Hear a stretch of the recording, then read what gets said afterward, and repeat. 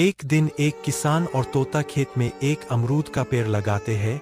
धीरे धीरे वह पेड़ बड़ा हो जाता है और उस पे बहुत सारे अमरूद आने लगते हैं। तभी एक दिन तोता अमरूद के पेड़ से कुछ अमरूद खाने लगता है।